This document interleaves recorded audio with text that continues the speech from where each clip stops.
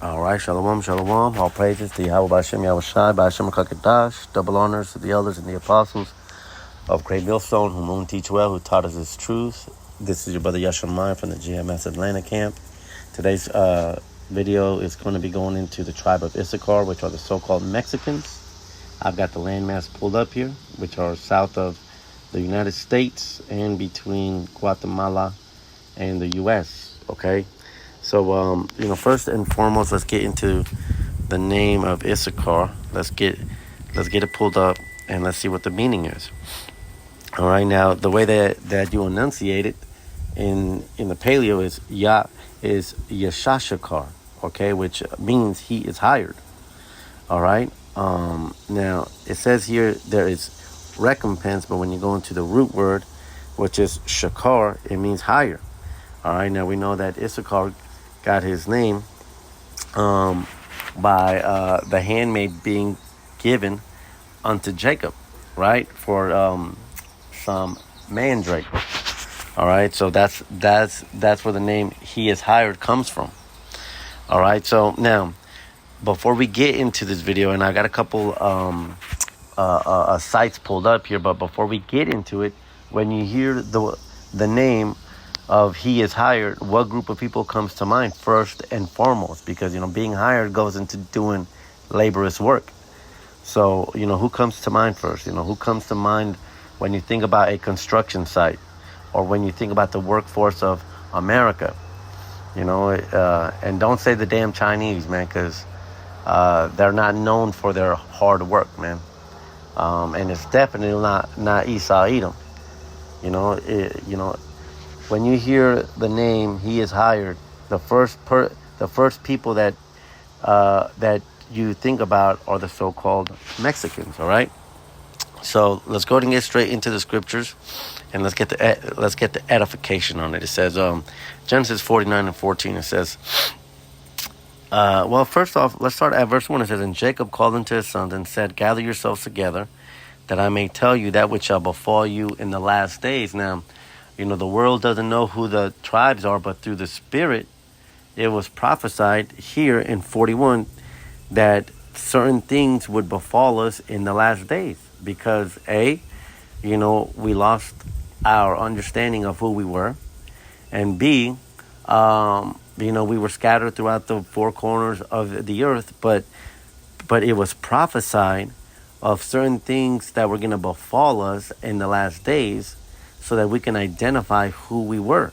All right, because in this chapter, what's not happening, Jacob isn't gathering his children and then telling them who they are in front of them. Or why would he do that? He's gathering them and prophesying, this is what you're gonna be like in the last days. All right. So now that we got that, let's see who this group of people is today. Issachar is a strong ass couching down between two burdens. Now that strong ass, that's going into a donkey, and the donkey is very well known amongst the tradition of Mexico. I mean, when you hear the word donkey, the very first thing that comes to mind is Mexico. All right, it's the butt of many racist jokes. All right, because why? Because the donkey is very heavily intertwined in the Mexican tradition. It says in Mexico, donkeys known as burros in Spanish are culturally significant animals that have been historically important for transportation and labor. To this day, donkeys are still used in Mexico because there are parts of the country that a car can't get up to.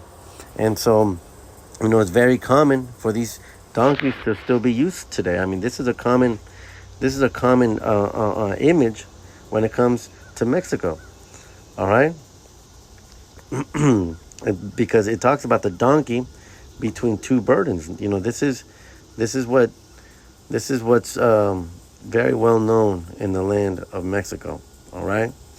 And then also a donkey. What is a donkey? A donkey is a very meek, a very humble animal, but it can carry a lot. It can do a lot of work, and that goes into the characteristics of the so-called Mexicans. They are very small people in stature, because they are not known for their height. Like Judah. Judah is a very athletic people, but and they're known for their height. They're tall, they're buff. Issachar is not known for its height or for their build. But even though they are a small people, they do a lot of work. You could see a so-called Mexican, carrying up shingles up a ladder all day, and you will be amazed at a short Mexican doing all this work, man. So, the donkey also goes into the characteristics of a so-called Mexican. All right, so now let's go back to the scripture. It says, verse 14, it says, is a strong ass couching down between two burdens. Now, one more point going into the first part. Sometimes in scripture, sometimes, not all the times, but sometimes you can take scripture directly for what it's saying. I mean, it's literally telling you, in the end times, Issachar is going to be a strong donkey between two burdens. It's telling you. So, if we know that Mexico is known for donkeys, the scripture is telling you Issachar is the people known for the donkey between two burdens.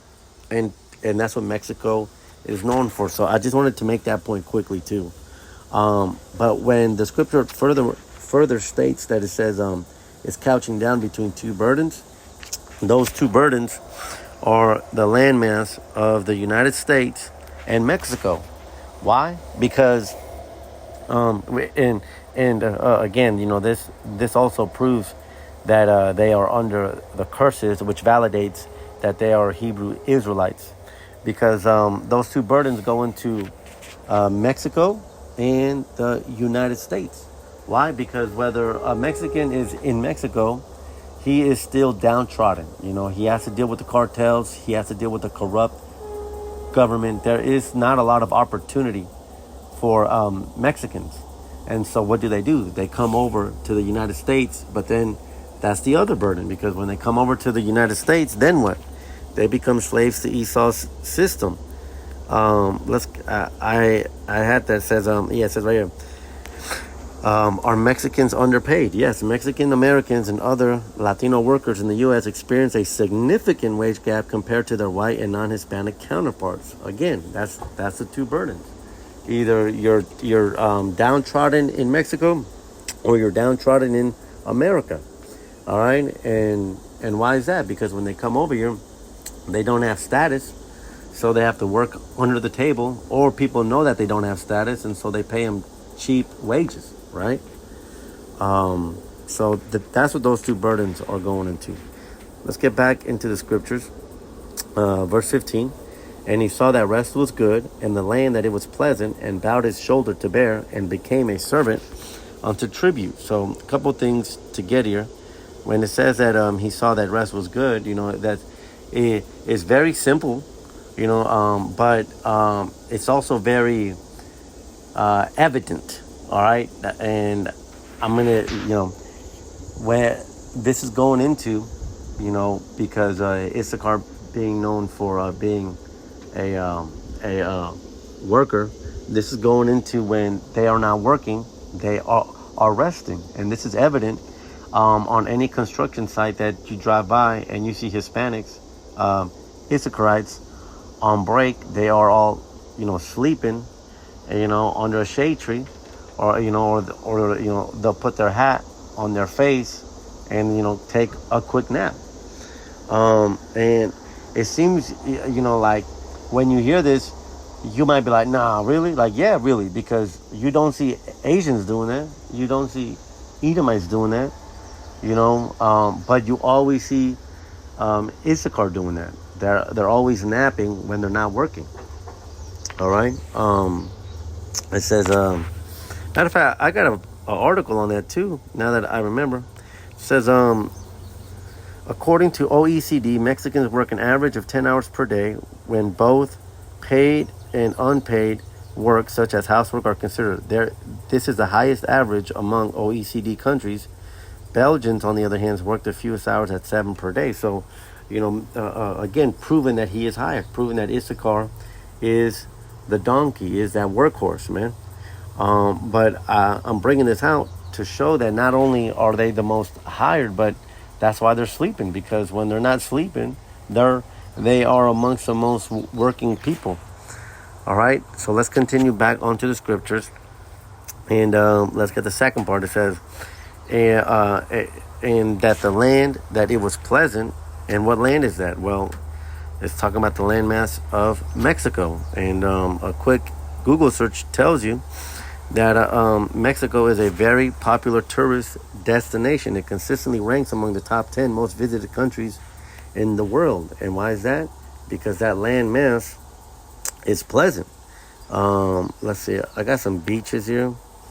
Like this is Puerto Vallarta right here. It's a major tourist hotspot. I've never been, but I mean, check it out, man. We'll just put Mexico beaches.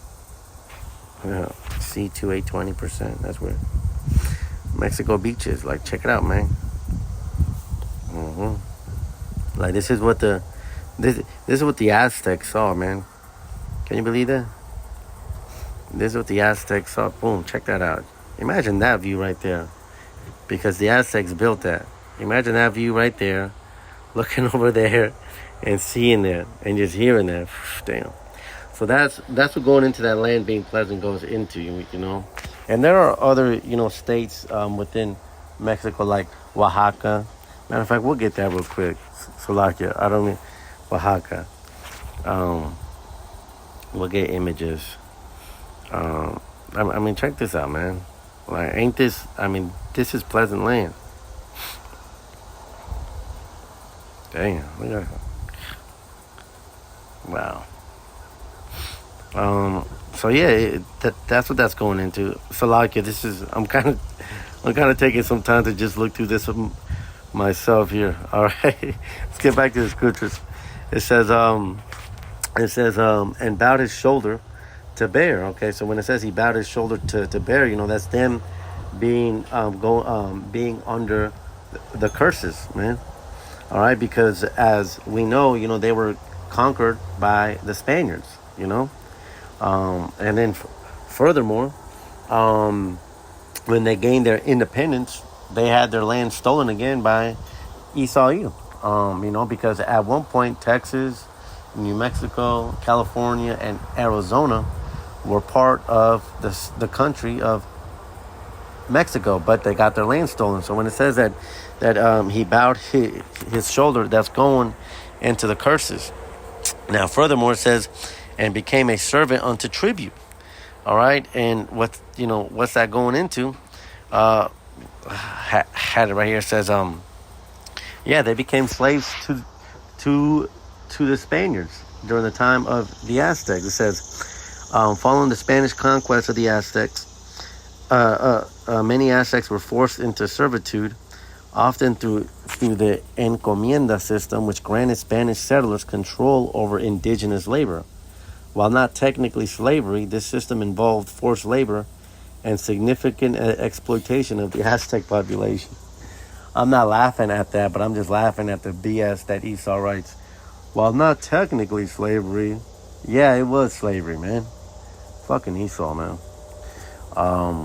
But yeah, that's what that's going into. It says he became a servant unto tribute. And not only did he become a servant unto tribute to the conquistadors, but like I said, I mean, they like I showed here, they are amongst the most underpaid people. I mean, to this day, they come over here and they get underpaid, man. They do the jobs that nobody else wants to do. Nobody else wants to be on a roof on 100-degree weather. Nobody wants to be on a farm, But, I mean, that's part of the curses, man. So I think that was it for Genesis 49. Let's go into Deuteronomy 33 now. And it mentions Zebulon and Issachar together. 33:18, it says, and of Zebulon he said, rejoice, Zebulon, in thy going out, and Issachar in thy tents. They shall call the people unto the mountain. There they shall offer sacrifices of righteousness, for they shall suck of the abundance of the seas and of the treasures hid in the sand. Now, you see how we mentioned Zebulon and Issachar? Now, this is another point that proves who Issachar and who Zebulon are. Because Issachar is the landmass of Mexico, and Zebulon is from Guatemala down to Panama.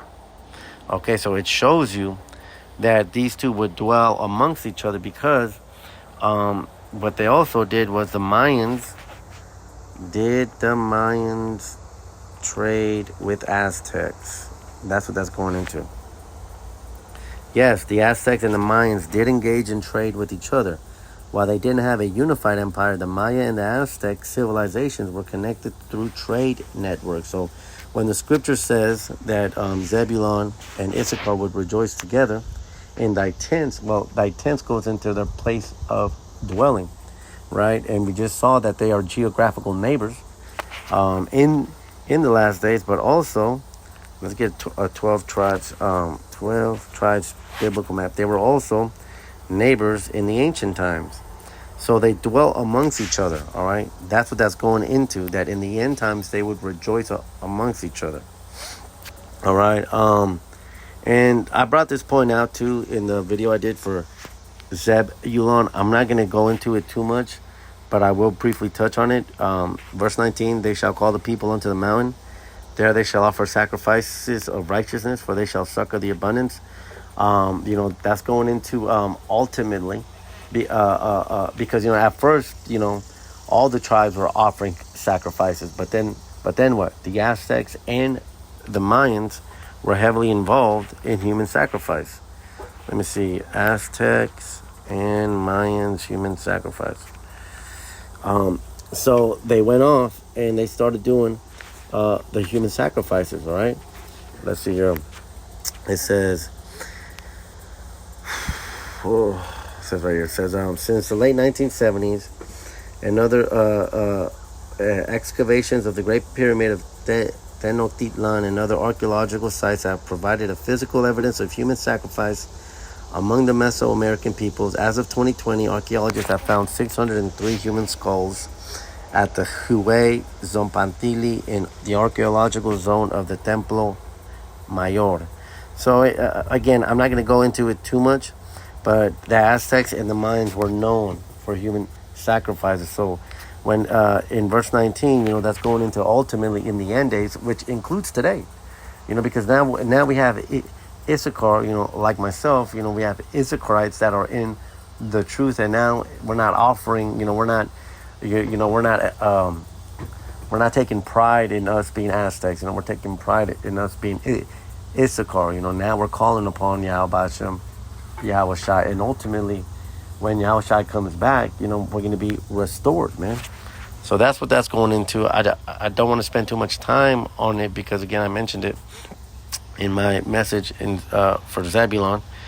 The last verse we'll get that identifies who the Aztecs are is 1 Chronicles 12 and 32.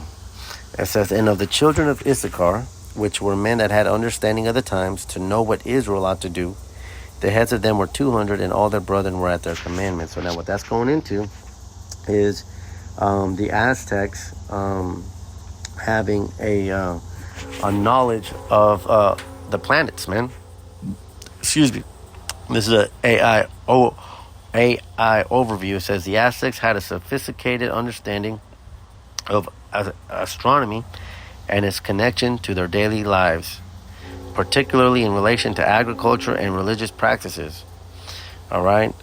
Furthermore, it says, now this is what's known as the Mayan Codex. And let me see. I believe the book suffered description. The pages, some pages, but survived. I want to get into what it is, man. So, anyways, it says, okay, right here it says, the Codex, right here, I'm going to highlight it with my finger. It says, the Codex contains information relating to astronomical and astrological tables, religious references, seasons of the earth, and illnesses and medicine. It also includes information about conjunctions of planets and moons. So this is the Dresden Codex. Now, I did a video on this a couple months ago, but basically, they were able to track Mars on its complete orbit. All right, to the exact minute, man. And so this, it just shows you who these people are, because through the Spirit, you know, even though they ended up using their knowledge that Yahweh Ba'ashem Yahushua gave them, even though they used it for evil, by worshiping other idols, they still had that gift, man. And through that gift, we can identify who these tribes are. All right? The Aztecs are known for the Aztec calendar. And so, it just shows you who they are. And so, the last part of this video is I want to get into the curses, because that's another identifying factor. Do they fit under the curses? Because, that's how you identify the Israelites, that they would be under the curses. So let's start from the top, and we'll just get three precepts. It says, so Deuteronomy 28 and 29, it says, and thou shalt grope at noonday, as the blind gropeth in darkness, and thou shalt not prosper in thy ways, and thou shalt be only oppressed and spoiled evermore, and no man shall save thee. Now, we use this scripture, for the transatlantic slave trade, but this also applies to Issachar, man, because they do grope at noonday, man. Although it's in their characteristics to be able to work the most, right, because they are that donkey, right? They're still groping, man. I mean, they don't enjoy being on a construction site when it's 100 degrees, man. And furthermore, it says that they shall not prosper. I mean, even though they come out of here and they work the most, where do they live at? That they live in very low income places, man. So, yeah, they are under the curses. Let's get verse 37. It says, and thou shalt become an astonishment, a proverb, a byword among all nations, whether Yahweh Hashem Yahushua shall lead thee. Now, the word alone, Mexican, is used as a pejorative, all right? Now, what is a pejorative? All right, let's get that. All right, let's define pejorative. Expressing contempt or disapproval. That's that byword, man. The word Mexican is literally a byword. All right? And, they have other bywords, spigs, wetbags, scratchbacks. I don't know, a bunch of them, man. But, yeah, it shows that they are that byword, man. And then, also, too, anytime that most people see a Mexican, what's a very insult that they tell them? Yeah, you must be illegal. Go back to your country. That's a byword, man. That's a byword, man. So, let's get the last one, which is 49. Deuteronomy 28:49. It says, the Most High Yahweh Hashem Yahushua shall bring a nation against thee from far, from the end of the earth, as swift as the eagle flies, a nation whose tongue thou shalt not understand. And that's going into the Spaniards, man, because, the Spaniards got on a boat just to track down the 10 tribes. All right? And, they came speaking Latin, they came speaking a tongue that they did not know, man. So, I think that's pretty much it for Issachar. The point has been made.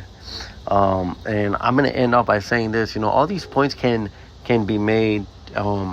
People are welcome to double check, everything that has been said. But ultimately, man, the vision can be interpreted, but if you don't believe, then that's because the Most High is not dealing with you. So, we do this for the edification of the body, but if the Spirit's not dealing with you, man, you're just not going to get it. It doesn't matter if a brother does a 3-hour or a 15-day marathon going into one tribe, man. If you can't get it, you can't get it. Hey, a brother can do a 5-minute video, and if you can get it, you got it, man. So, I just want to say that, man. So until the next one, shalom.